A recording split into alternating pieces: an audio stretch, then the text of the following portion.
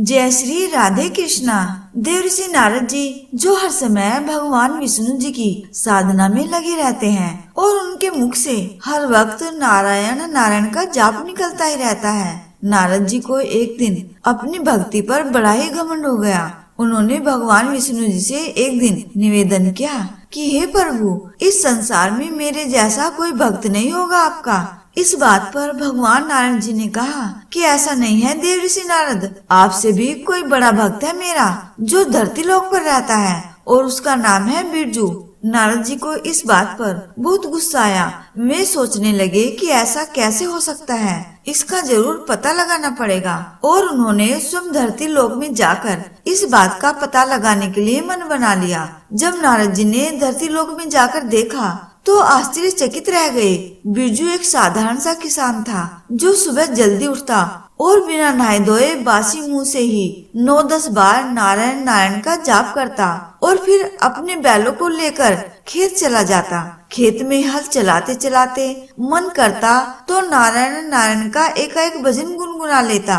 फिर शाम होने पर घर आता और घर के जरूरी काम, सब्जी लाना, बच्चों की बात सुनना आदि काम निपटाता और बिना आरती पूजा किए खाना खाकर सोने चला जाता। सोने से पहले एक बार नारायण का नाम अवश्य ले लेता। अब नारद जी की सोच इधर उधर होने लगी। वे सोचने लगे कि हो न हो यह रात में उठकर जरूर कोई विशेष प्रकार की पूजा अर्चना करता होगा, तभी तो नारायण भगवान इसे अपना सबसे बड़ा भक्त मानते हैं। अब इस चीज का पता लगाने के चक्कर में नारद जी वहीं रात भर खड़े रहे, परंतु बिरजू तो रात में उठा ही नहीं। वह सीधे सुबह उठा और अपनी दैनिक दिनचर्या के हिसाब से काम में लग गया। नारद जी सोचने लगे कि आज नहीं तो कल सही, पर जानकर ही रहूंगा कि आखिर यह किसान बिरजू कौन सी विशेष पूजा अर्चना करता है। इस सोच में नारद जी वहाँ थोड़े दिन रहकर पता करने लगे, पर बिरजू की दिनचर्या में कोई परिवर्तन नहीं हुआ। अंत में थक हार कर गुस्से से तिल मिलाए नारद जी सीधा विष्णु जी के पास पहुँचे और विष्णु जी से बोले कि हे प्रभु, आपने तो मेरा अपमान ही कर डाला। कहा वह अनपढ़ किसान जो नहाता तक नहीं है, बासी मुंह से आपका नाम लेता है और आपकी पूजा अर्चना भी नहीं करता, उसे आप अपना सबसे बड़ा भक्त कहते हैं। यह तो बहुत बड़ा अन्याय है प्रभु। विष्णु जी नारद जी की बातों पर मुस्कुराए और नारद से कुछ नहीं बोले।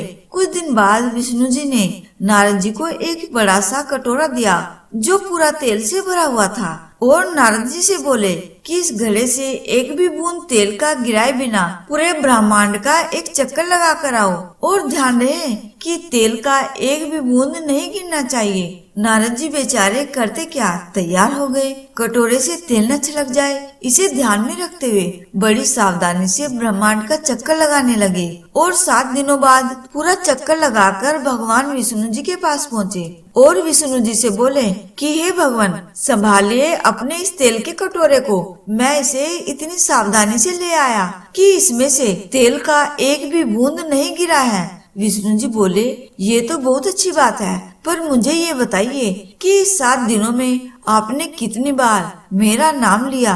नारद जी बोले, प्रभु, मैं आपका नाम लूं या इस तेल के कटोरे पे ध्यान दूं, मेरा पूरा ध्यान इस बात पे था कि कहीं तेल का एक भी बूंद न गिर जाए, इसलिए मुझे इन 7 दिनों में एक बार भी आपके नाम लेने का मौका नहीं मिला।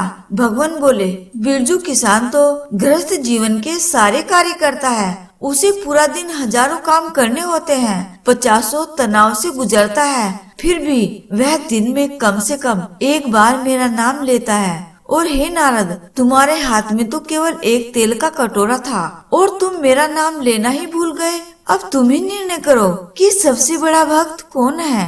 इस कहानी का तात्पर्य तो आप समझ ही गए होंगे कि ठीक इसी प्रकार हाल हमारे जीवन में भी है। हजारों मुश्किलों को झेलते हुए भी जो अपने लक्ष्य पर डटा रहता है, उससे बड़ा कौन हो सकता है। जय श्री राधे कृष्णा।